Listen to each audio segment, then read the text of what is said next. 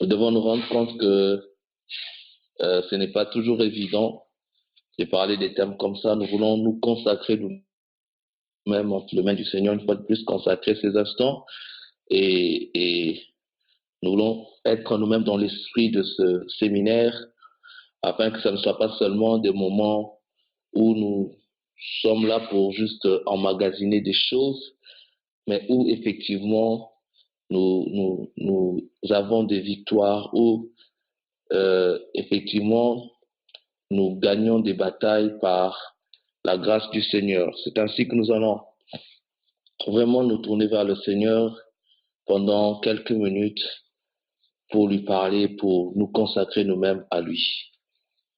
Que l'honneur et la louange te soient ce soir. Toi l'alpha et l'oméga. Tu as commencé avec nous hier, on a vu ta main, on a vu ta grâce, et aujourd'hui nous sommes encore réunis, nous sommes encore assemblés au Dieu en ton nom pour t'écouter encore et encore. Ta parole est la vérité, ta parole affranchit, ta parole nous fait du bien. Et nous sommes encore disposés ce soir à écouter cette parole. Seigneur, nous voici pendant ces instants, nous consacrons au Dieu ces 2 jours qui nous restent. Nous avons besoin de l'Esprit, que ton Esprit soit au contrôle de toutes choses. Nous avons besoin de voir ta gloire, ô Dieu, que ton nom soit glorifié. Oui, que ta gloire puisse éclater, Seigneur, littéralement au milieu de nous. Alors qu'en ton nom, nous sommes réunis, tu as dit là où 2 ou 3 sont assemblés en mon nom, je suis là. Seigneur, je crois ce soir en ta fidélité, je crois en la fidélité de ton nom et en ton amour qui veut se réunir avec nous. Oh Dieu, tu n'as pas changé. Tu es le même hier, aujourd'hui, éternellement. Ce que tu as fait, tu le fais et tu continues à le faire. Merci, oh Dieu, de nous faire entrer dans l'esprit de ce séminaire.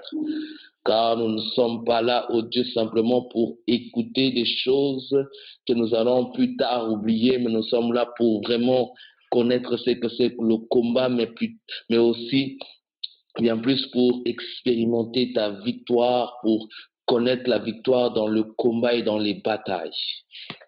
Seigneur, ce soir, ma prière est que tu nous ouvres les cieux. Ma prière ce soir est que l'ennemi soit dérangé encore. Ma prière est qu'il tombe, oh Dieu, comme tu l'as vu tomber l'autre fois. Ma prière est que son pouvoir soit vraiment ébranlé. Ma prière ce soir est que des choses se fassent. Merci, oh Dieu, de manifester ta gloire. Au nom de Jésus, je me lève contre toute force du mal, contre toute puissance maléfique. Au nom de Jésus, je confesse ce soir que Satan va tomber encore une fois de plus. Je crois et je confesse que son autorité va être anéantie encore ce soir. Je crois ce soir que la puissance du malin sera fortement éprouvée et ébranlée par la puissance du Dieu très haut. Je crois, je confesse qu'au nom de Jésus, les démons, les puissances maléfiques seront ébranlés. Le Fils de Dieu qui est apparu pour détruire les œuvres du diable est encore vivant ce soir. C'est ainsi qu'en son nom, je m'en vais proclamer la destruction des œuvres des ténèbres. Je confesse ce soir que nous avons la victoire par le sang de l'agneau et par la parole de notre témoignage. Je confesse ce soir que la vie nous est accordée, que la joie de Dieu nous a accordée, que la puissance de Dieu est manifeste au milieu de nous. Je le crois et je le confesse. Au nom de Jésus, avec action de grâce, nous disons tous Amen. Amen, Amen. Shalom. Une fois de plus, bonsoir à ceux-là qui nous rejoignent. Le Seigneur est fidèle, il est bon. Nous continuons notre séminaire sur le combat spirituel. Je vais encore nous inviter à lire notre texte de base que nous connaissons, Éphésiens 6, à partir du 10e verset jusqu'au 20e ou 21e verset. Mais aujourd'hui, nous allons juste lire, je crois, 3 ou 4 versets, du 10e au 13e verset. Éphésiens 6, 10 à 13. Mais nous savons tous que notre texte va jusqu'au 21e verset. Est-ce que la sœur Sarah peut nous lire Éphésiens 6, 10 à 13 par la grâce de Dieu?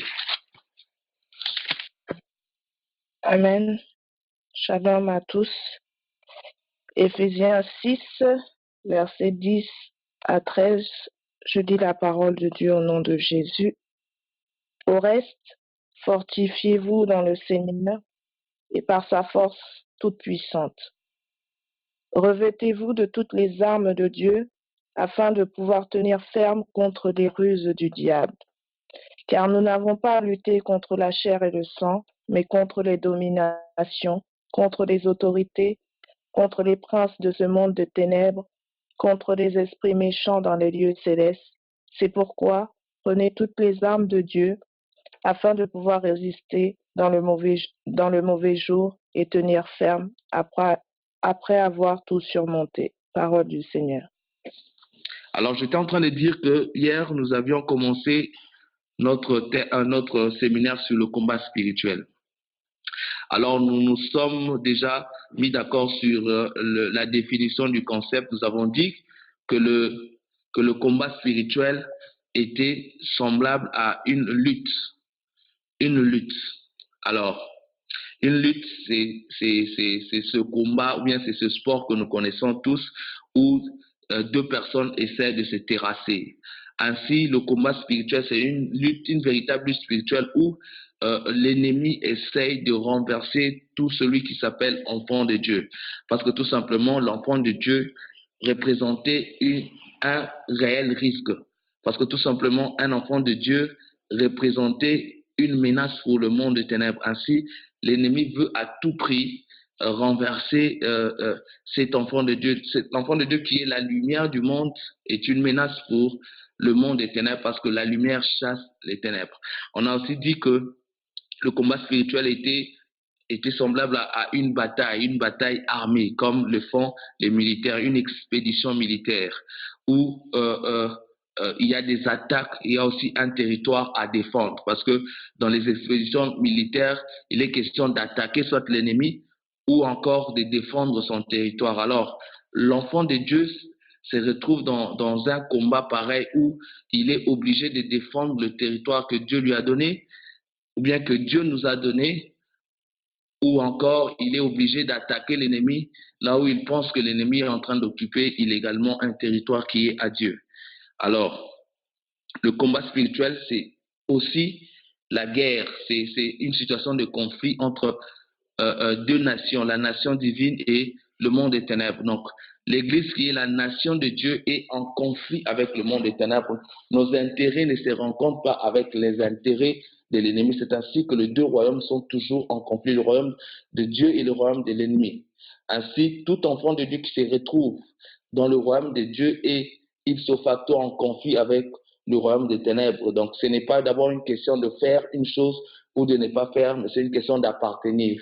Du moment où nous appartenons au royaume de Dieu, nous nous mettons déjà dans une situation de conflit avec le royaume des ténèbres qui est en contradiction avec le royaume de Dieu. Et nous avons dit qu'il y avait des préalables à observer avant d'affronter ou d'entrer dans le combat spirituel. C'est ainsi que l'apôtre Paul réserve ce texte ou cette leçon ou ces instructions, il les réserve pour la fin. Il dit au reste, frère, c'est-à-dire après avoir dit tout un nombre de choses, il conclut par dire au reste. Et nous nous sommes donné tout un nombre de préalables que le croyant devait observer ou satisfaire afin d'être efficace dans le combat spirituel. Et j'aimerais que quelqu'un retienne deux verbes pour le préalable, et deux verbes, nous le voyons dans le livre d'Éphésiens, bien sûr. Le premier verbe, c'est s'asseoir. Dans Éphésiens 2, l'apôtre Paul dit que nous sommes assis dans le lieu céleste en Christ. Donc c'est important, avant d'apprendre à se battre, il faut s'asseoir. C'est très important. Donc, le combat spirituel commence d'abord par s'asseoir. Seuls ceux qui savent s'asseoir dans le lieu céleste en Christ peuvent être efficaces dans le combat. Le combat spirituel commence d'abord par apprendre à s'asseoir en Christ. C'est très important. Et deuxièmement, le deuxième verbe que j'aimerais que quelqu'un retienne, c'est marcher. Nous devons savoir marcher avant de nous battre. Donc la conduite est très importante. Non seulement que nous sommes assis en Christ, nous devons aussi savoir marcher en Christ pour être efficace dans le combat. Beaucoup de gens veulent tout de suite se lancer dans le combat sans avoir appris d'abord à s'asseoir et à marcher dans le Seigneur. Donc c'est important. Et hier, on s'est vraiment étendu là-dessus. J'ai demandé à ceux qui n'ont pas suivi hier de chercher vraiment à suivre parce que le lien, il est là et il y a toujours possibilité de suivre. Alors, nous nous sommes dit par rapport au principe du combat spirituel que le premier principe, c'était de se fortifier parce que c'est une confrontation de force. Le combat, dans le combat, il n'y a pas de cadeau. Donc, il faut vraiment être fort. C'est ainsi que le verbe, c'est un ordre que Dieu nous donne. Il dit « fortifiez-vous » parce que c'est à nous de combattre. Ici, il n'est pas question du combat comme celui du salut où c'est Dieu qui combattait à notre place. Ici, c'est nous-mêmes. Et nous sommes dit hier que, à moins de faire un véritable combat spirituel, certaines situations ne changeront pas. C'est-à-dire que nous devons apprendre dans certaines situations vraiment à livrer une dure bataille pour trouver la victoire. Donc, c'est ainsi que l'apôtre nous donne l'ordre de se fortifier parce que dans le combat spirituel, la force est importante. Il faut être fort, il faut se fortifier. Et nous nous sommes dit que l'un des principes primordiaux par rapport au combat spirituel, c'était de se confier dans le Seigneur. C'était très important parce que nous savons qu'en nous-mêmes, nous ne sommes pas forts pour affronter les puissances du mal. Elles sont plus fortes et plus puissantes que nous. Du coup, l'ennemi qui est naturellement plus fort que nous devons apprendre à nous confier dans le Seigneur. Ainsi, nous avons fini par ce texte qui dit « Dans mon peuple sans force, sans puissance, qui trouve son refuge dans les rochers. » Donc, nous devons apprendre à nous confier dans le Seigneur. C'est le premier principe.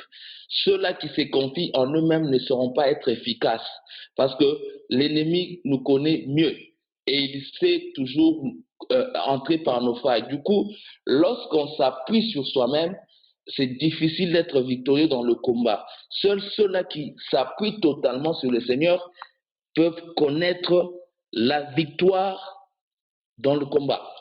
Il est important pour nous de savoir nous réfugier dans le Seigneur. Et pourquoi le Seigneur? Parce que nous devons comprendre une chose, c'est que l'homme a perdu sa domination par le premier Adam. Donc dans le premier Adam, l'homme a tout perdu, tout ce qu'il avait comme privilège sur l'ennemi, l'homme l'a perdu. Ainsi, dans le Seigneur qui est le second Adam, l'homme retrouve toute cette autorité perdue dans le premier Adam. C'est pourquoi l'apôtre Paul nous dit de nous fortifier dans le Seigneur, parce que c'est dans le Seigneur que nous retrouvons l'autorité et la domination perdue. C'est dans le Seigneur que nous retrouvons la force perdue.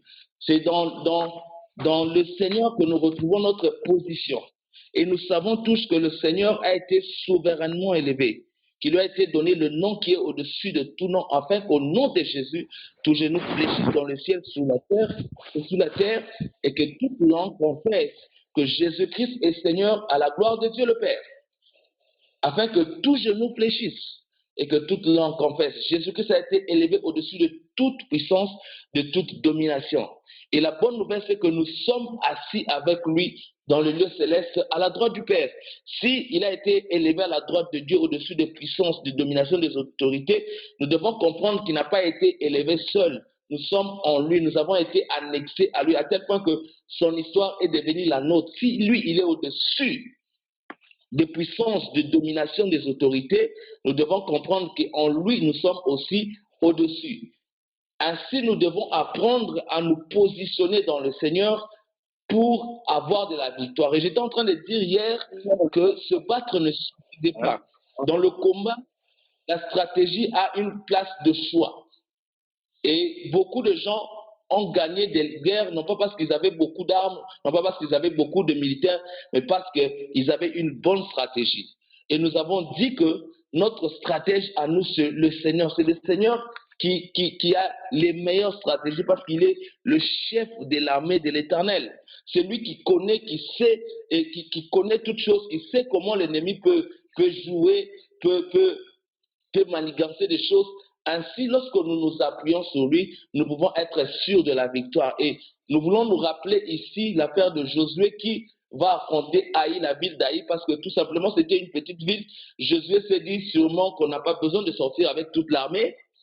Carrément, il fallait prendre quelques militaires pour aller affronter la ville. Et nous savons tous que c'était une grande défaite et beaucoup d'Israélites sont morts ce jour-là. Tout simplement parce que Josué s'est confié en lui-même, dans son expérience, dans sa manière de voir les choses. Et lorsqu'il va dans la présence de Dieu, Dieu lui révèle la raison de son échec parce qu'il y avait l'interdit. J'ose croire que si Josué avait consulté Dieu avant la victoire, avant la guerre d'Haï, il n'aurait pas eu tout cet échec ou toute cette défaite. La défaite est devenue lorsque Josué a voulu se confier en lui-même. Donc, du coup, le premier principe que chacun de nous doit retenir, c'est que nous devons nous confier dans le Seigneur. Mais l'apôtre Paul ne s'arrête pas seulement dans la fortification dans le Seigneur. Il dit, fortifiez-vous aussi dans sa force toute puissante. Dans sa force toute puissante. Ainsi, il utilise deux termes qui sont pareils, parce que le terme force et le terme toute puissante sont des termes qui sont des synonymes. C'est comme si Dieu faisait c'est comme si l'apôtre faisait ici un pléonasme, mais c'est juste pour montrer que la puissance du Seigneur n'est pas seulement une simple puissance, c'est une puissance qui est toute puissante. C'est comme s'il voulait dire que dans sa puissance, dans la puissance de sa puissance. Ça veut dire tout simplement que la puissance du Seigneur est au-dessus de toutes les puissances qui peuvent exister. C'est ainsi que l'apôtre nous demande de nous fortifier dans la force du Seigneur, parce que c'est par la force du Seigneur que nous pourrons vaincre l'ennemi. L'ennemi qui est fort, l'ennemi qui a des stratégies fortes, ne peut être vaincu que par la force du Seigneur. Il est très important que le croyant comprenne que seule la force du Seigneur peut faire dompter l'ennemi. Notre force à nous ne peut rien faire. Nos stratégies ne peuvent rien faire. Notre suffisance ne peut rien faire. Seule la force du Seigneur peut faire dompter l'ennemi. C'est ainsi que le Seigneur pouvait dire aux apôtres, aux disciples, de ne pas s'éloigner de Jérusalem jusqu'à ce qu'ils aient reçu la puissance d'en haut. Parce que seul par cette puissance, les disciples pouvaient affronter les forces du mal qui étaient sur le terrain. Ainsi, si nous ne nous apprenons pas à chercher la puissance d'en haut, si nous n'apprenons pas plutôt à chercher la puissance de Dieu, on sera toujours défaitiste.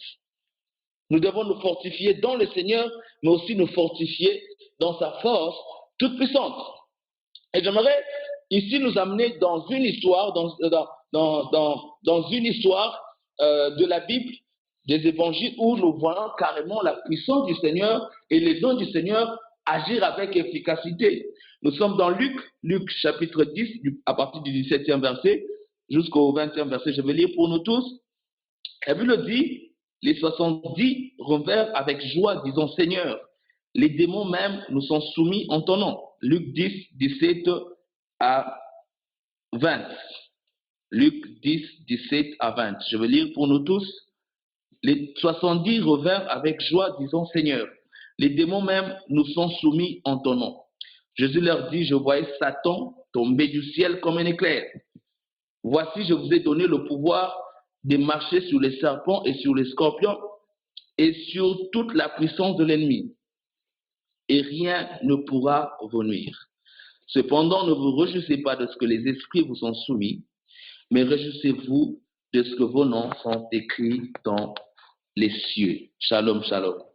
Ici, nous voyons un épisode extraordinaire où les 70 disciples du Seigneur reviennent de la mission. Le Seigneur les avait envoyés prêcher la bonne nouvelle et aussi chasser les démons. Donc, ils étaient investis de l'autorité du Seigneur, du pouvoir du Seigneur pour chasser les esprits mauvais. Alors, ils reviennent de cette expédition, ils reviennent de cette mission avec des succès, avec la joie et ils étaient tout joyeux. Ils disent au Seigneur, même les démons nous sont soumis. J'aimerais que quelqu'un comprenne au moins le contexte qu'il y a ici. Ces hommes, pour la plupart des cas, c'était des Galiléens, c'était des personnes sans aucune importance, que ce soit sur le plan religieux comme sur le plan intellectuel, c'était des personnes de rien. C'était des personnes pas trop considérées, des personnes pas trop importantes. Mais alors qu'ils étaient dans cette nation juive, vous pouvez voir les autres faire ce travail d'exorcisme et ces personnes comme des pharisiens qui pouvaient se sentir plus proches de Dieu que les autres. Alors que les disciples vont prêcher la parole, ils font une expérience extraordinaire. Et nous devons ici comprendre la joie qu'ils ont. Ils disent au Seigneur, même les démons. C'est-à-dire que c'est quelque chose qu'on ne pouvait pas croire. Mais ça nous est arrivé. Même les démons nous sont soumis en ton nom. J'aimerais déjà dire à quelqu'un que c'est possible. C'est possible que la puissance de Dieu soit domptée. Ces personnes n'étaient pas des bishops. Au départ, ces personnes n'étaient pas des théologiens, des grands théologiens, mais seulement parce que le Seigneur leur a accordé le pouvoir, ils sont allés et les esprits mauvais leur étaient soumis.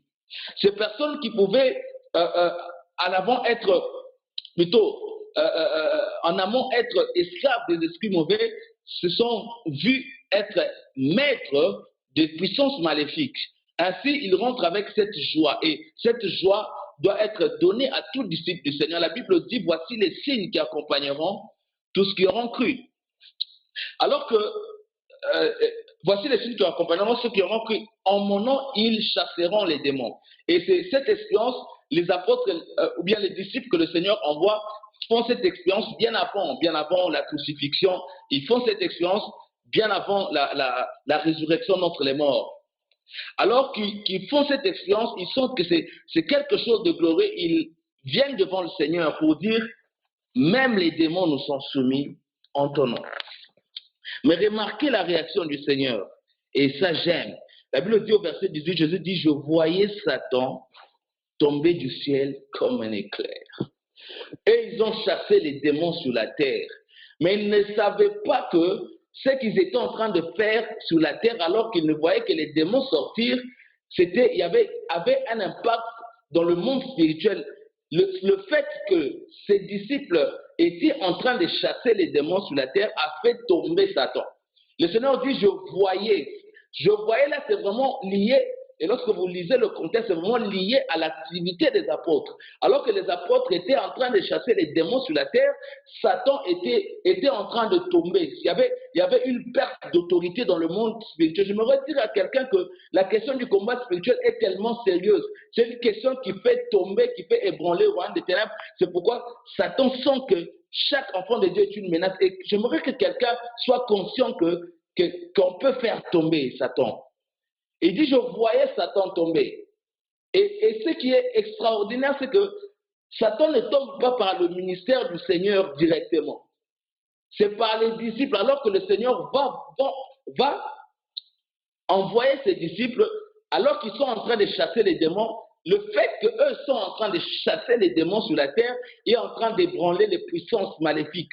C'est Satan lui-même, il ne parle pas d'une autorité ou d'une domination. La Bible dit, je voyais Satan tomber. Alors que les disciples étaient en train de travailler sur la terre, alors qu'ils étaient en train de libérer les gens, alors qu'ils étaient en train de chasser les démons au nom de Jésus, il y avait un impact sur le plan spirituel. Ce n'est pas seulement que les esprits sortaient, que les esprits libéraient, mais il y avait tout le royaume de Satan qui était bougé parce que le chef même lui-même était bougé. La Bible dit que je voyais Satan tomber du ciel. J'aimerais que quelqu'un soit conscient que le travail qu'on peut faire sur la terre fait bouger des choses qui ont existé depuis longtemps. Satan, depuis longtemps, occupait le lieu céleste. Il dominait dans le lieu céleste, mais c'est par les disciples, alors qu'ils sont en train de chasser les esprits mauvais, alors qu'ils sont en train de chasser Satan, de chasser plutôt les démons. Au nom de Jésus, la Bible dit que Satan lui-même était dérangé et il est tombé. J'aimerais dire à quelqu'un que c'est possible de faire tomber Satan. C'est possible. Ce texte nous montre déjà que il n'était pas extraordinaire. Il n'était même pas baptisé de l'Esprit. J'aimerais que nous soulignions cela. Parce qu'ils ont été baptisés de l'Esprit après la résurrection du Seigneur. Ici, ils ont juste reçu un pouvoir du Seigneur de chasser les démons. Et ce pouvoir qui leur a été donné a fait que Satan soit bougé dans les lieux célestes. Je voyais Satan tomber. Et j'aimerais dire à quelqu'un que c'est possible que Satan puisse tomber. C'est ainsi que l'apôtre nous dit, Fortifiez-vous dans le Seigneur. Parce qu'en son nom, on peut chasser les démons. Non seulement qu'on peut chasser les démons, mais on peut faire tomber tout un régime de l'ennemi. Et nous sommes tous africains, nous avons vu comment les dictateurs tombent dans certaines de nos nations. Dans mon pays, par exemple, on a vu les dictateurs qui a fait 32 ans, Mobutu, tomber et c'était horrible et terrible. C'est un peu à cette image que le Seigneur nous avait dit, je voyais Satan tomber. C'est-à-dire tout son règne sur les hommes était en train d'être ébranlé. Toute la domination qu'il a réussi à avoir depuis la création jusqu'à maintenant, je voyais ce pouvoir être ébranlé. J'aimerais que quelqu'un voie cela, que le pouvoir de Satan a été sensiblement touché par le Seigneur. Déjà par le fait que les disciples pouvaient chasser les démons, mais plus tard encore par sa croix. C'est ainsi qu'il est écrit qu'il a dépouillé les puissances, les dominations, les autorités, les principautés. La Bible dit qu'il les a livrées en spectacle public. Et il a triomphé d'elle par là. Je me dis que quelqu'un comprend que Satan a été dépouillé. Satan a été dépouillé. Il a dépouillé les puissances. Il les a désarmés. Il leur a ôté tout leur pouvoir. Il leur a ôté toute leur autorité. Il les a dépouillés. Il a dépouillé les puissances, les dominations, les autorités, les principautés. Il les a livrés en spectacle public. Et les disciples viennent et disent, même les démons nous sont soumis. Le Seigneur dit, écoutez, la situation n'est pas seulement là. Écoutez, la situation ne s'arrête pas que là. Vous avez juste vu des petits démons, des démons sortir des corps, sortir des vies, mais une autre réalité que vous devez comprendre, que c'est simple fait que vous avez chassé plutôt les démons, le pouvoir de Satan lui-même a été affecté. Et j'aimerais dire à quelqu'un ce soir que c'est possible d'affecter le pouvoir de Satan. Je ne sais pas ce que Satan réussit à faire dans ton environnement, je ne sais pas. Et lorsque je regarde notre monde de plus en plus, je vois l'ennemi exercer une certaine autorité. Je veux dire à quelqu'un que c'est possible et les choses dépendent de nous. Ici, le Seigneur a voulu que nous comprenions que c'est par les disciples que cela s'est passé, ce n'est pas par lui. Est-ce que quelqu'un comprend ce soir que ce n'est pas par le Seigneur, c'est par les disciples que cela se passe. Et le Seigneur veut que quelqu'un, toi et moi, nous puissions entrer dans cette bataille afin de faire ébranler les puissances du mal, afin que dans notre environnement, qu'on puisse faire tomber jour après jour Satan dans toutes les positions de domination qu'il occupe en ce jour. Le Seigneur veut que par notre travail, Satan puisse tomber. Que dans ta famille, Satan puisse tomber du trône où il se trouve, là où il exerce son règne, là où il exerce sa domination, qu'il puisse tomber par notre travail. Les disciples, on ne cite pas même leur nom, on dit seulement qu'ils étaient 70. Ils sont allés 2 à 2. Ils étaient en train de prêcher la bonne nouvelle, mais aussi ils étaient investis de l'autorité de Dieu. Alléluia. Investis de l'autorité divine, ils ont chassé les démons, mais cela a eu un impact sur l'environnement spirituel. C'est que Satan est tombé. C'est-à-dire que l'espace spirituel à partir de ce jour-là a été libre parce qu'il y a un travail qui a été fait. Et je me redis à quelqu'un que tant qu'on n'aura pas, on ne va pas se lever dans l'autorité du Seigneur, nous allons le voir. Certaines puissances vont rester comme ça jusqu'à ce que nous soyons conscients de notre rôle et de notre part. Ainsi, nous pouvons mettre l'ennemi dehors. Est-ce que quelqu'un est en train de me suivre ce soir? Je vous ai donné le pouvoir. Il continue, il dit, voici, je vous ai donné le pouvoir de marcher sur le serpent et sur les scorpions et sur toute la puissance de l'ennemi. Et rien ne pourra vous nuire. Voici, je vous ai donné le pouvoir. La première chose, il dit que je voyais Satan tomber. Ça, c'est la première réalité. Le simple fait qu'eux, ils étaient en train de chasser les esprits mauvais, le Seigneur dit que je voyais Satan tomber. Je veux que quelqu'un réalise cela.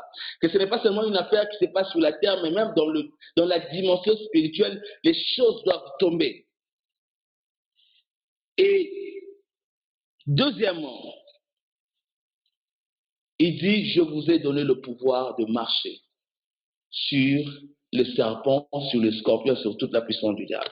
Nous voulons juste nous rappeler ici que dans le jardin d'Éden, il y a un serpent qui a réussi à usurper l'autorité de l'homme, à voler cette autorité.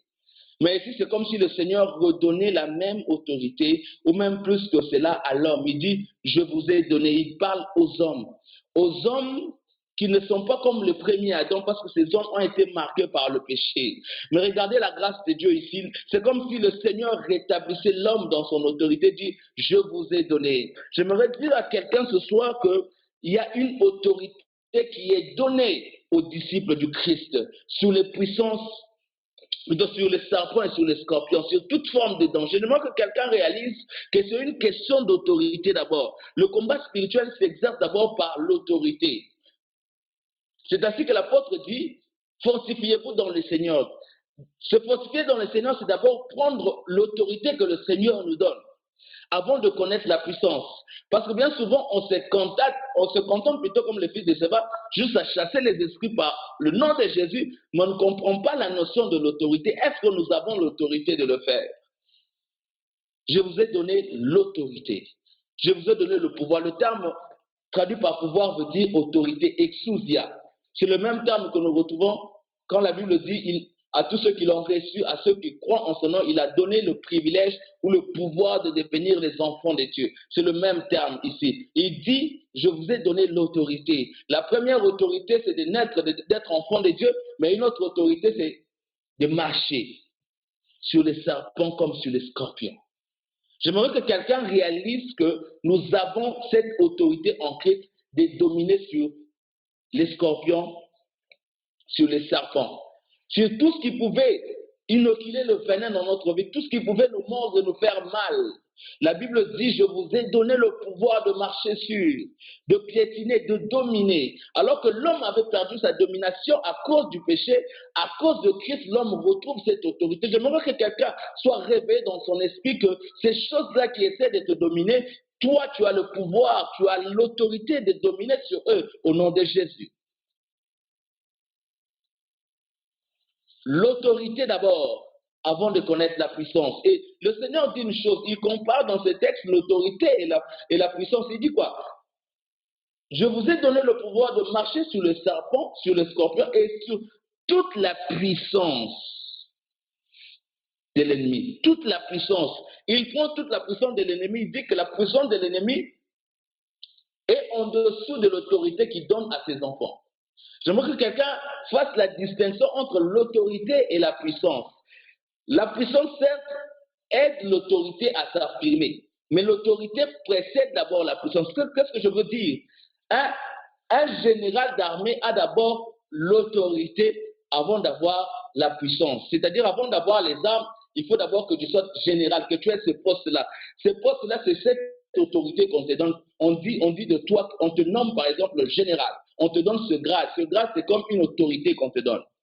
Et maintenant, à cause de l'autorité, tu peux maintenant exercer ou bien manifester la puissance ou bien exercer tout ton pouvoir parce que tu as une certaine autorité. Et lorsque nous voyons par exemple les roulages ou bien les officiers de police routière, il n'a pas besoin d'être costaud ou d'être spécial, c'est juste le fait de porter son vêtement, son uniforme, lorsqu'il se tient devant la route, on reconnaît cette autorité directement. Et dans le monde spirituel, l'autorité est très importante. C'est ainsi que le fils de Séba ont été attaqués par l'ennemi parce que tout simplement, on ne leur reconnaissait pas cette autorité. Et j'aimerais déjà dire à quelqu'un ce soir qu'en Jésus, nous avons l'autorité de marcher sur les serpents comme sur les scorpions. Et le combat spirituel consiste à se saisir de l'autorité que le Seigneur nous donne. C'est-à-dire que lorsque tu sentiras qu'il y a des forces maléfiques qui se réclament de toi, qui veulent entrer dans ton territoire, il te faut te lever d'abord dans ton autorité pour dire ces choses ne peuvent pas dominer sur moi parce que j'ai autorité. J'ai autorité sur telle ou telle autre circonstance. Le Seigneur dit, je vous ai donné le pouvoir de marcher sur le serpent comme sur le scorpion et sur toute la puissance du mal. Et j'aime la manière dont il finit, il dit, rien ne pourra vous nuire. Et ça, c'est une belle parole que quelqu'un doit retenir. Le Seigneur dit, et rien ne pourra vous nuire. Et rien ne pourra vous nuire. et rien ne pourra vous nuire. J'aimerais que quelqu'un répète cette parole dans son esprit. Parce que je vous ai donné l'autorité, parce que je vous ai donné le pouvoir de marcher sur les scorpions, sur les serpents et sur toute la puissance de l'ennemi, rien ne pourra vous nuire. Alors, donc, s'il y a quelque chose qui vient pour nous nuire, c'est que soit nous n'avons pas utilisé notre autorité, soit nous ne sommes pas placés dans notre autorité. Le croyant doit apprendre à utiliser son autorité en Christ, à se placer dans son autorité, à se lever spirituellement pour dire non, cette chose ne doit pas exister. C'est ainsi qu'on peut donner l'ordre aux démons. C'est ainsi qu'on peut chasser les démons parce qu'on a autorité sur eux. Et au nom de Jésus, nous avons autorité. Je montre que quelqu'un se dise qu'au nom de Jésus, nous avons autorité sur toute la puissance de l'ennemi. C'est-à-dire tout ce que Satan peut faire aujourd'hui, nous avons autorité sur cela. Et j'aimerais que quelqu'un réalise la position que nous avons en Christ. Que nous avons autorité sur toute puissance. C'est-à-dire, la Bible dit toute puissance. Et quand la Bible dit toute puissance, c'est vraiment toute puissance. C'est-à-dire tout ce que Satan peut faire. Il peut réunir tous les sorciers du village. Il peut réunir toutes les forces du mal. Il peut réunir tous les démons et se placer contre nous. La Bible dit toute sa puissance, nous avons autorité sur toute la puissance de l'ennemi. La Bible dit rien ne peut nous nuire. C'est-à-dire que tous les démons de l'enfer peuvent se réunir contre moi. Ils ne peuvent rien me faire parce que l'autorité que le Seigneur me donne est au-dessus de tout cela. Et rien ne pourra vous nuire. Et je veux que quelqu'un mette sa foi dans la parole du Seigneur. La parole du Seigneur dit rien ne pourra vous nuire et c'est vraiment rien qui pourra nous nuire. La parole de Dieu dit que je vous ai donné l'autorité de marcher sur les serpents, comme sur les scorpions et sur toute la puissance de l'ennemi. Est-ce qu'il y a-t-il quelqu'un qui voit vraiment Satan tomber ce soir? Y a-t-il quelqu'un qui peut voir vraiment que le pouvoir de Satan a été ébranlé? Que Dieu donne aux hommes pécheurs, que Dieu donne aux hommes simples, aux hommes faibles comme étaient les disciples, c'était vraiment quelque chose de glorieux. Ces hommes n'avaient pas de diplôme, ces hommes n'avaient pas de grands bacs, qui n'avaient même pas une grande spiritualité. C'était des hommes du peuple sans instruction. Mais le Seigneur leur donne des choses extraordinaires, cette autorité. Alors que Satan a dominé des personnes importantes, alors que Satan a réussi à dominer des personnes influentes, alors que Satan a réussi à dominer des personnes intelligentes. Mais le Seigneur donne le pouvoir, l'autorité sur Satan à des personnes, à des simples personnes, à des personnes sans instruction. C'est pour te dire, toi et moi, que c'est possible. Si ces personnes qui n'avaient aucune instruction, qui n'avaient même pas de base religieuse solide, le Seigneur leur a donné ce pouvoir, il a donné ce pouvoir à tous. Et à nous tous, il a donné ce pouvoir. Et j'aimerais que quelqu'un se saisisse de l'autorité du Seigneur pour se lever et se battre. Se dire, c'est fini. Je pose une limite à l'œuvre de l'ennemi. Je repousse l'ennemi au nom de Jésus. Pour se lever contre cette maladie, tu dis, non, non, c'est fini. J'ai tant souffert, mais c'est fini. Je me lève et j'arrête cette maladie au nom de Jésus. Pour se lever contre ces puissances maléfiques qui ont essayé de dominer ta vie depuis longtemps ou ta famille. Et rien ne pourra vous nuire, nous dit le Seigneur. Si le Seigneur dit, rien ne pourra nous nuire, c'est que rien vraiment ne pourra nous nuire. Maintenant, il y a une chose qui se passe. Alors que le Seigneur parle alors que l'apôtre nous dit de nous fortifier dans le Seigneur, dans sa force toute puissance, il ajoute une autre chose, il dit, revêtez-vous de toutes les armes de Dieu. Le troisième principe, le premier principe, c'est de se confier dans le Seigneur. Le deuxième principe, c'est de se confier dans sa force toute puissante. Le troisième principe, c'est revêtir de toutes les armes de Dieu. La Bible dit toutes les armes de Dieu. C'est-à-dire que Dieu a des armes qu'il met en notre disposition pour que nous puissions vaincre. C'est-à-dire quoi? Lorsque on donne à quelqu'un l'autorité, on lui donne aussi la puissance pour exercer son autorité. Du coup, les armes nous permettent d'affirmer notre autorité. Les armes nous permettent d'affirmer notre autorité. Le Seigneur nous donne l'autorité sur la puissance de l'ennemi, sur toute la puissance de l'ennemi. Nous devons comprendre qu'il nous faut nous revêtir des armes de Dieu. Si on ne se revêt pas des armes de Dieu, ça sera difficile d'exercer ou d'affirmer notre autorité. De même qu'un militaire a besoin des armes pour persuader les gens, pour affirmer son autorité, de même aussi le croyant a besoin des armes de Dieu pour affirmer son autorité, pour exercer son autorité. C'est ainsi que l'apôtre dit, revêtez de toutes les armes de Dieu. Revêtez de toutes les armes de Dieu. Il est important pour nous de revêtir. Ici, c'est encore l'homme qui doit agir. Ce n'est pas à Dieu de faire vêtir l'homme, mais c'est à l'homme de se revêtir des armes de Dieu. Et la Bible dit toutes les armes. Le terme grec, c'est panoplie, c'est-à-dire toute la gamme des armes. Donc, il n'y a aucune arme que le croyant doit laisser à côté. Le croyant doit apprendre à manier toute arme que Dieu a mise plutôt à sa disposition. Revêtez-vous de toutes les armes de Dieu. Et ça, le croyant doit l'apprendre. Et l'apôtre nous dit, afin de pouvoir tenir ferme contre les ruses du diable. Afin de pouvoir tenir ferme contre les ruses du diable. Afin de pouvoir tenir ferme. Et ici, on nous montre déjà l'enjeu du combat spirituel. Je parlais des trois principes. Se fortifier dans le Seigneur, se fortifier dans sa force toute puissante. Je parlais de se revêtir de toutes les armes de Dieu. Et ici, maintenant, on nous montre l'enjeu du combat spirituel. C'est que nous puissions tenir ferme. L'objectif, la finalité, si on doit se battre, c'est pour tenir ferme. Et j'aimerais attirer notre attention sur ce verbe tenir ferme, sur cette expression tenir ferme, qui veut dire rester en place. Oui, ça veut dire rester en place. Ça veut dire aussi rester debout. Donc, le premier principe, enfin, le premier objectif, la première finalité, c'est que nous puissions rester debout. Parce que l'ennemi cherche à tout prix à nous faire terrasser. C'est-à-dire que le but de l'ennemi, c'est que nous puissions tomber, que nous puissions être asphyxiés, que nous puissions rester à terre. C'est ainsi qu'il essaie de faire toutes sortes de choses pour nous faire tomber. En fait, ce que l'ennemi vise vraiment, c'est notre foi.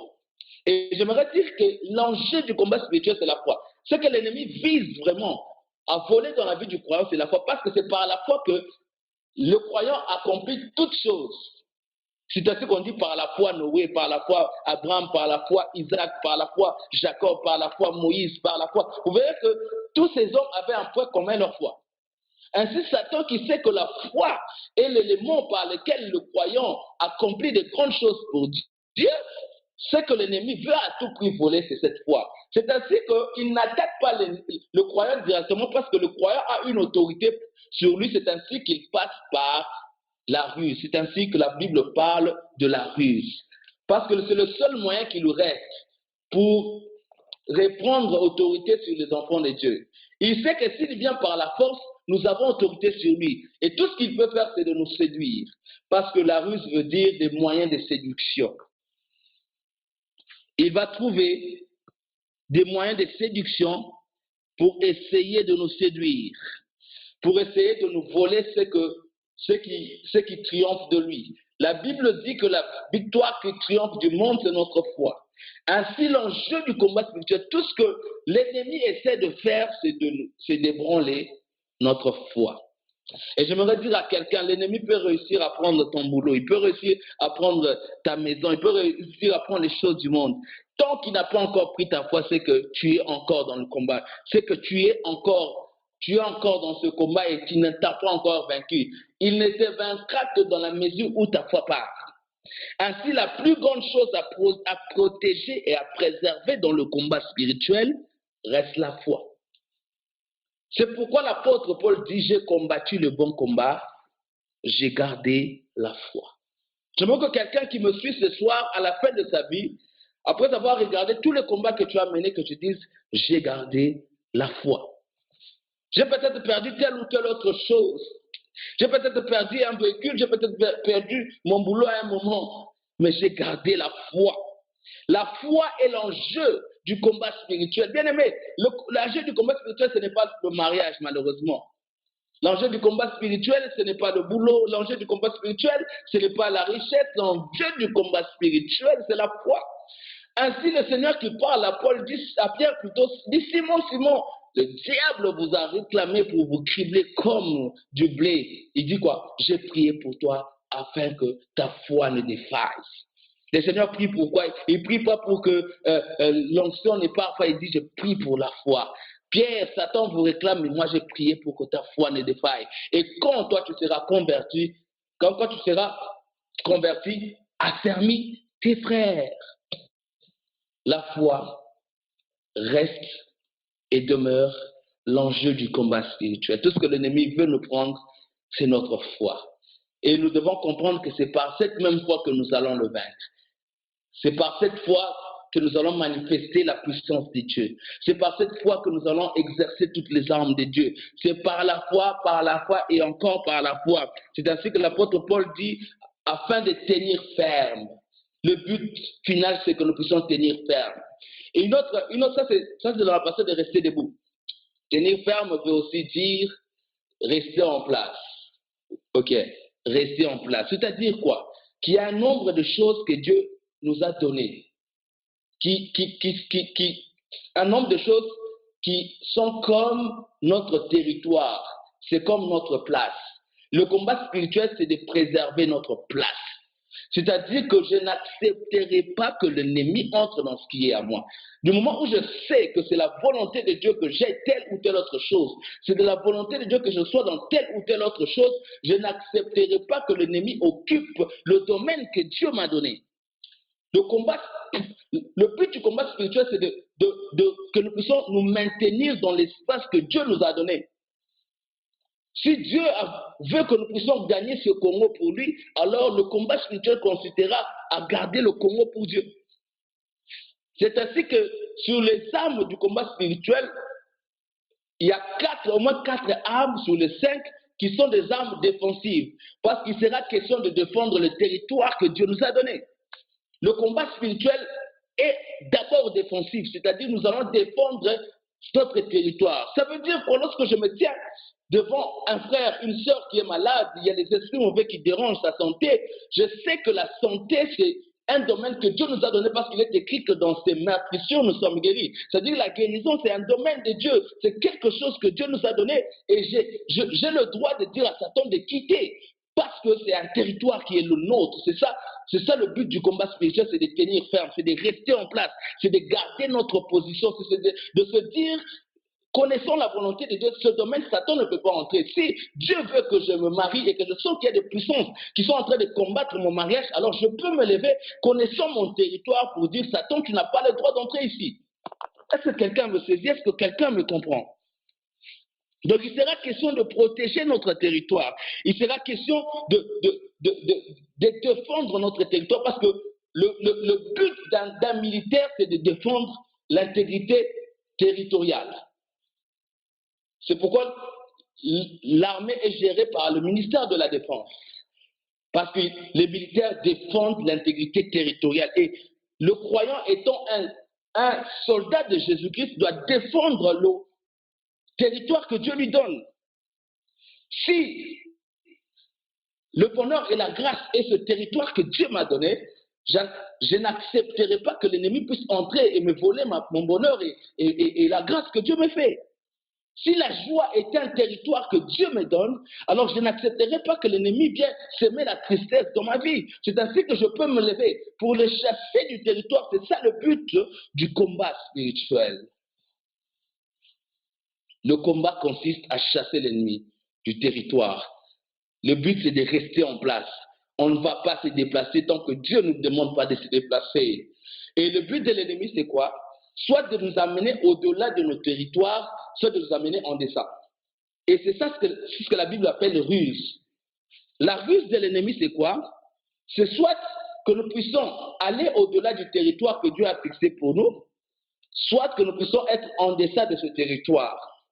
J'aimerais répéter encore cela. Le but de l'ennemi, la ruse de l'ennemi, parce que la Bible dit, pour résister, tenir ferme contre les ruses du diable. La ruse de l'ennemi, c'est quoi? C'est que nous puissions aller soit au-delà du territoire que Dieu a fixé pour nous, soit que nous soyons en deçà. Et je vais vous donner quelques exemples dans la Bible. Le premier exemple, c'est celui d'Adam. Satan se présente devant Ève, il lui dit, Dieu a-t-il réellement dit que de ne pas manger l'arbre de la connaissance du bien et du mal. Ève lui répond pour lui dire, voilà, Dieu nous a dit de manger de tous les arbres, mais sauf celui de la connaissance du bien et du mal. Dieu nous a dit de ne même pas y toucher. Déjà, c'était la première faille. Dieu n'avait jamais interdit de toucher. Dieu avait dit seulement de ne pas manger. Satan dit ceci, Dieu sait que le jour où vous en mangerez, vous deviendrez comme lui. Voilà. C'est là le piège. Dieu avait voulu que l'homme reste l'homme à l'image de Dieu. Dieu n'avait pas voulu que l'homme devienne un Dieu. Dieu avait voulu tout simplement pour que l'homme soit l'homme à l'image de Dieu. Alors, la ruse de Satan, c'est quoi? C'est d'amener l'homme en dehors de son territoire. Le territoire de l'homme, c'était l'humanité. Et c'est dans cette humanité qu'il devait dominer. Alors, il fait quitter l'homme de ce territoire où il est pour l'amener au-delà, c'est-à-dire dans la divinité, pour que l'homme devienne comme Dieu, où l'homme devienne Dieu. Et pourtant, l'homme a été créé à l'image de Dieu pour être un homme, afin d'être le représentant de Dieu. Mais Satan l'amène dans un territoire qui n'avait pas été plutôt destiné. Satan lui demande de devenir comme Dieu. Alléluia. Et nous le voyons aussi avec le père Abraham. Le père Abraham qui va à Canaan, la Bible dit que lorsqu'il arrive à Canaan, il avance encore, il va vers l'Égypte. Et nous savons tous ce qui est arrivé au père Abraham en Égypte. C'est-à-dire quoi? L'ennemi nous amène toujours vers des extrêmes. Soit c'est au-delà, soit c'est en deçà. Soit c'est au-delà, soit c'est en deçà. Soit c'est au-delà. Et c'est ça la ruse de l'ennemi. Et j'aimerais, avant de finir, ou bien pour finir, présenter la stratégie de l'ennemi. J'étais en train de dire déjà que les ruses, c'est de nous amener au-delà de ça. Mais nous voulons voir avec la tentation du Seigneur commencer peut-être, et nous allons continuer demain, la stratégie de l'ennemi. Parce qu'il est important de comprendre la stratégie de l'ennemi pour l'affronter. Il est important. Et même ce que les militaires font aujourd'hui, c'est qu'ils essaient d'espionner l'ennemi pour comprendre sa stratégie. Parce que lorsque vous démasquez la stratégie de l'ennemi, vous pouvez facilement déjouer ses plans. Alors, la Bible nous révèle les plans de l'ennemi ou la stratégie de l'ennemi à travers de la tentation du Seigneur. Lorsque l'ennemi vient tenter le Seigneur et le Seigneur accepte cette tentation,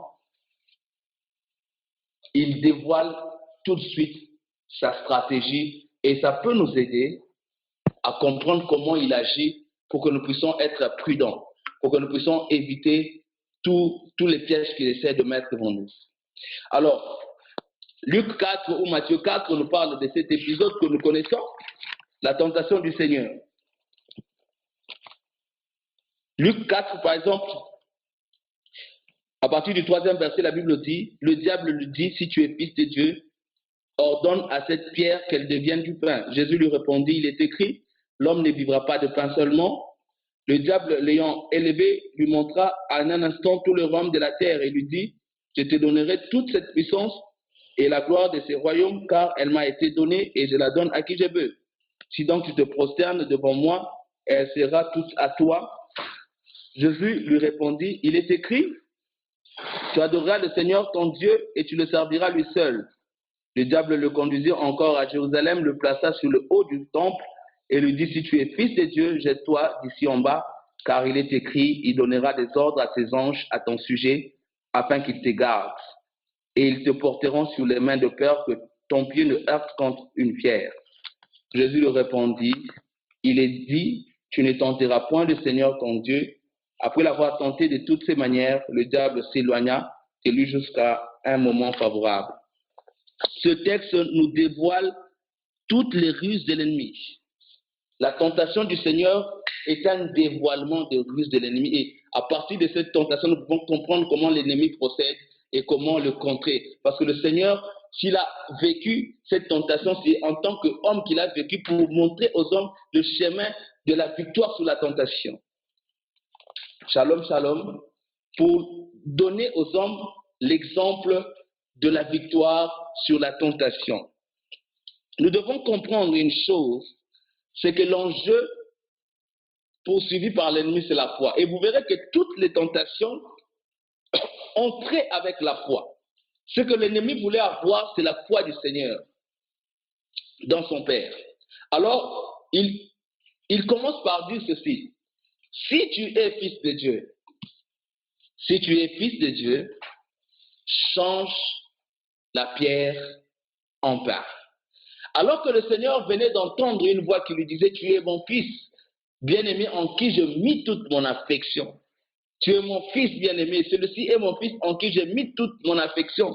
Cette voix venait d'être entendue du ciel lors de son baptême. Le diable lui dit, si tu es vraiment fils de Dieu, si vraiment c'est vrai, change. C'est-à-dire qu'il y a un potentiel en toi que tu peux utiliser pour arriver à tes fins. Nous devons comprendre ceci. Le Seigneur étant, Dieu avait renoncé à cette divinité pour vivre comme un homme. Du coup, un homme doit toujours vivre dans la dépendance à Dieu.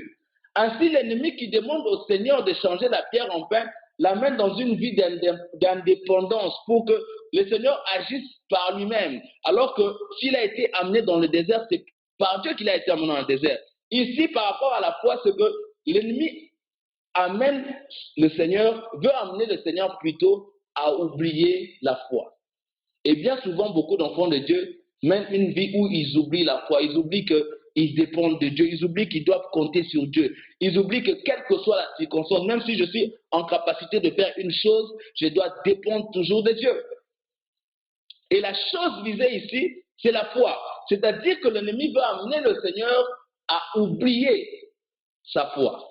Et beaucoup d'enfants de Dieu sont amenés dans un style de vie où ils oubliaient carrément que Dieu était leur Père, que Dieu était leur source.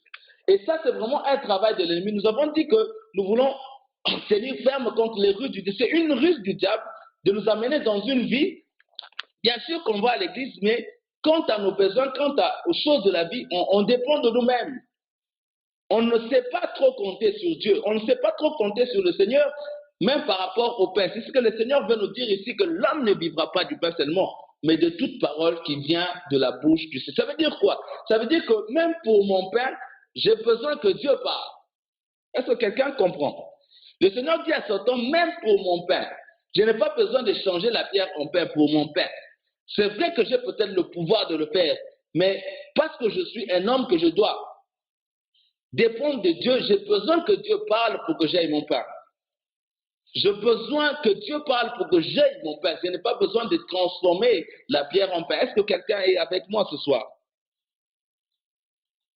Si tu es fils de Dieu, change cette pierre en pain. L'abandon de la foi.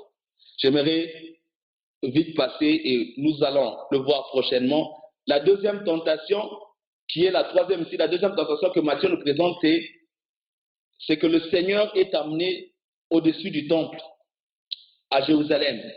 Et ici, nous l'avons dit hier, alors que nous étions restés avec certains frères et certaines sœurs, c'est qu'ici, le diable change de stratégie parce que le Seigneur a parlé de la parole de Dieu. Le diable l'amène sur un autre terrain. La Bible dit qu'il amène le Seigneur à Jérusalem. Jérusalem, c'est la ville sainte. Il l'amène dans le temple. Le temple, c'est la maison de Dieu. Et il utilise la parole de Dieu, la sainte parole de Dieu, pour dire au Seigneur, si tu es fils de Dieu, jette-toi, parce qu'il est écrit. Il est écrit qu'il enverra les anges pour te garder dans toutes ses voies. Ici, l'ennemi change un peu de stratégie. Il prend juste la parole. Il prend toute la parole, mais seulement il change le contexte de la parole. Et bien souvent, l'ennemi agit comme ça pour nous faire tomber dans son piège. Et ici, par rapport à la foi, le piège, c'est lequel? C'est abuser de la foi. Parce que si le Seigneur était tombé ou avait sauté comme Satan lui demandait, ça serait pour la gloire personnelle. Bien souvent, on a utilisé la parole de Dieu, on a utilisé les choses de Dieu pour notre propre gloire. Et on ne cherche pas la gloire de Dieu. Bien souvent, Satan va nous amener sur ce territoire où on ne cherche pas la gloire du Seigneur, mais on cherche notre propre gloire. Le temps me manquerait d'entrer un peu en profondeur là-dessus. Je vais reprendre la troisième chose. C'est la troisième tentation où Satan dit carrément au Seigneur de se prosterner. Et ici, la tentation, c'est quoi? C'est abandonner la foi. C'est-à-dire tout simplement, viens m'adorer, viens me servir, je te donnerai ceci. Et certaines fois, l'ennemi pourra nous amener sur un chemin où il nous présente les biens de ce monde, où il nous montre qu'on n'a pas besoin de Dieu. On a juste besoin de faire telle ou telle autre chose pour avoir de la réussite. On a juste besoin de faire telle ou telle autre chose pour avoir cet homme. On a juste besoin de sortir avec cet homme marié pour qu'on puisse avoir de l'argent. On a juste besoin de tremper un peu dans l'impudicité pour avoir tel ou tel autre avantage. Là, l'ennemi nous pousse carrément à abandonner notre foi. Et j'aimerais dire à quelqu'un ce soir que s'il y a une chose précieuse à laquelle est attaché un grand prix, c'est notre foi. S'il y a une chose à préserver dans ce combat spirituel, c'est notre foi. Et par la grâce de Dieu, demain, nous allons aborder la question des armes. Comment maintenant exercer les armes pour résister à toutes les tentations ou à toutes les risques de l'ennemi qu'il met en œuvre pour essayer de dominer sur nous.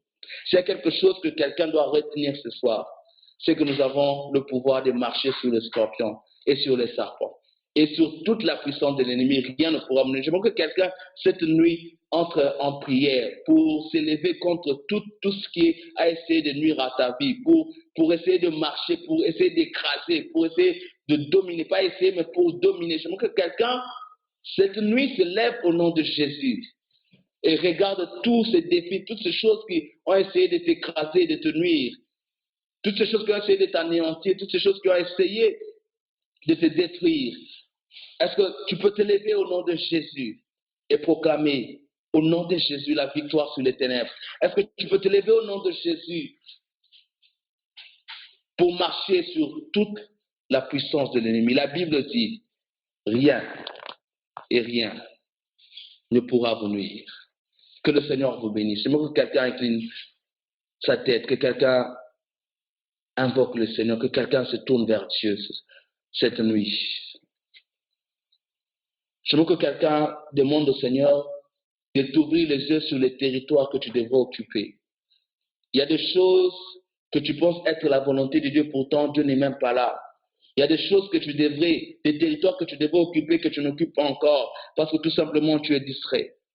Ce soir, y a-t-il quelqu'un qui peut lever les regards vers le ciel et chercher la face de Dieu pour dire, Seigneur, ouvre-moi mes yeux sur les territoires que tu veux que je puisse occuper. Et avec le pouvoir que tu me donnes, je vais récupérer ces territoires. Y a-t-il quelqu'un qui peut demander au Seigneur de l'ouvrir les yeux pour qu'il saisisse sa volonté sur sa vie, que tu saisisses les limites du territoire que tu dois occuper au nom du Seigneur? Y a-t-il quelqu'un ce soir qui peut demander à Dieu de lui ouvrir les yeux? Alléluia. Seigneur, merci pour ta grâce, merci pour ta faveur. Merci pour ton esprit, merci pour ton nom. Merci pour la victoire que tu nous donnes par ton sang. Merci aussi pour l'autorité que tu nous donnes sur le pouvoir du malin. Merci au Dieu de nous donner de marcher sur le serpent, sur le scorpion, sur toute la puissance des ténèbres. Merci de ce que rien ne pourra nous nuire désormais. Ce soir, nous prions au Dieu que tu puisses ouvrir nos yeux. Que quelqu'un, au Dieu, ait les yeux ouverts, qu'il puisse comprendre les territoires que tu lui donnes. De même que tu as dit au Père Abraham, lève les yeux et regarde jusqu'au midi, regarde jusqu'à l'est, jusqu'à l'ouest, regarde jusqu'au nord. Voilà les territoires que je te donne, à tel point que le patriarche avait conscience des limites du domaine que tu lui avais donné. Et nous voulons aussi, ô Dieu, être conscients des limites des territoires que tu nous as donnés. Nous ne voulons pas quitter cette terre sans avoir occupé les territoires que tu as donnés à notre pouvoir. Nous voulons, ô Dieu, par ta grâce, les occuper en ton nom. Et ce soir, nous voulons nous placer dans ton autorité et nous revêtir de toutes tes armes pour affronter l'ennemi dans son territoire. Que l'honneur, la louange et la gloire te soient rendus à jamais. Au nom de Jésus, avec action de grâce, nous disons tous Amen. Amen, amen, amen. Que le Seigneur soit béni, que le Seigneur soit glorifié.